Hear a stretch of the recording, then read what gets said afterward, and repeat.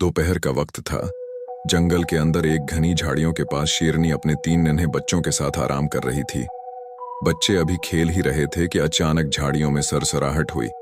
सामने से एक चीता नमोदार हुआ, तेज आंखें और भूखे अंदाज के साथ। चीते की नजर सीधी शेरनी के बच्चों पर पड़ी। वो जानता था कि ये उसके लिए आसान शिकार हैं। वो धीरे धीरे झुककर आगे बढ़ने लगा। शेरनी फौरन खबरदार हो गई। उसने गर्राते हुए अपने बच्चों को पीछे धकेल दिया। चीता जैसे ही झपटा मारने के लिए दौड़ा, शेरनी पूरी ताकत के साथ आगे बढ़ी। पहला वार चीते ने तेज पंजों से किया। शेरनी ने जोरदार धाड़ के साथ जवाब दिया। जमीन पर मुट्ठी उड़ने लगी। दोनों जानवर पंजे और दांतों से एक दूसरे पर हमले करने लगे। चीता रफ्तार में तेज था। वो बार बार झपटता और वार करता, लेकिन शेरनी अपनी पूरी जान लगाकर अपने बच्चों को बचा रही थी। इस दौरान बच्चे सहमे हुए झाड़ियों के पीछे दबक गए। लड़ाई कई मिनट तक जारी रही। आखिरकार शेरनी ने एक ऐसा वार किया कि चीता जमीन पर गिर गया।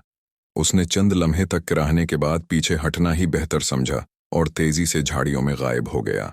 शेरनी जख्मी जरूर हुई, लेकिन अपने बच्चों को सीने से लगाकर फातिहाना अंदाज में खड़ी थी। जंगल में उसकी धाड़ गूंजी जैसे ऐलान हो कि जो मेरे बच्चों के करीब आया, इसका यही अंजाम होगा। कहानी पसंद आए तो चैनल सब्सक्राइब करें, लाइक और कमेंट करना न भूलें।